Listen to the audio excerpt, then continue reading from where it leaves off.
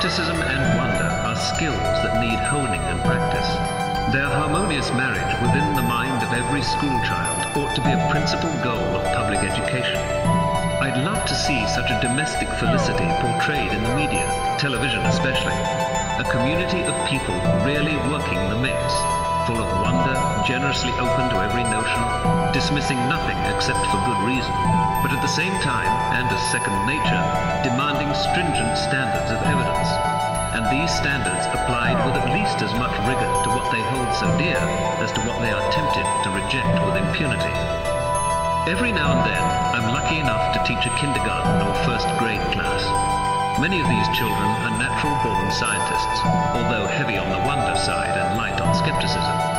They're curious, intellectually vigorous. Provocative and insightful questions bubble out of them. They exhibit enormous enthusiasm. I'm asked follow-up questions. They've never heard of the notion of a dumb question. But when I talk to high school seniors, I find something different. They memorize facts. By and large, though, the joy of discovery, the life behind those facts, has gone out of them. They've lost much of the wonder and gained very little skepticism. They're worried about asking dumb questions. They're willing to accept inadequate answers. They don't pose follow-up questions. The room is awash with sidelong glances to judge, second by second, the approval of their peers. They come to class with their questions written out on pieces of paper, which they surreptitiously examine, waiting their turn and oblivious of whatever discussion their peers are at this moment engaged in. Something has happened between 1st and 12th grade, and it's not just puberty. I'd guess that it's partly peer pressure not to excel, except in sports. Partly that the society teaches short-term gratification. Partly the impression that science or mathematics won't buy you a sports car. Partly that so little is expected of students. And partly that there are few rewards or role models for intelligent discussion of science and technology, or even for learning for its own sake. Those few who remain interested are vilified as nerds or geeks or grinds.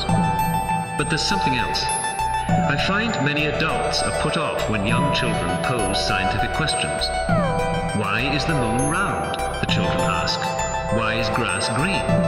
What is a dream? How deep can you dig a hole? When is the world's birthday? Why do we have toes? Too many teachers and parents answer with irritation or ridicule, or quickly move on to something else. What did you expect the moon to be? Square? Children soon recognize that somehow this kind of question annoys the grown-ups. A few more experiences like it, and another child has been lost to science. Why adults should pretend to omniscience before 6-year-olds, I can't for the life of me understand. What's wrong with admitting that we don't know something? Is our self-esteem so fragile? What's more, many of these questions go to deep issues in science, a few of which are not yet fully resolved. Why the moon is round has to do with the fact that gravity is a central force pulling towards the middle of any world, and with how strong rocks are. Grass is green because of the pigment chlorophyll, of course. We've all had that drummed into us by high school. But why do plants have chlorophyll?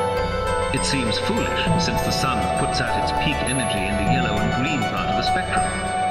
Why should plants all over the world reject sunlight in its most abundant wavelengths?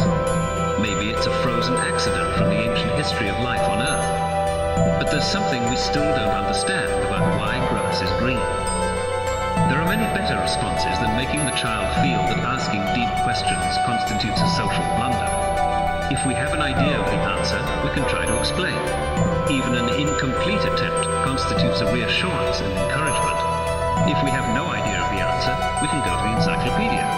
If we don't have an encyclopedia, we can take the child to the library. Or we might say, I don't know the answer. Maybe no one knows. Maybe when you grow up, you'll be the first person to find out.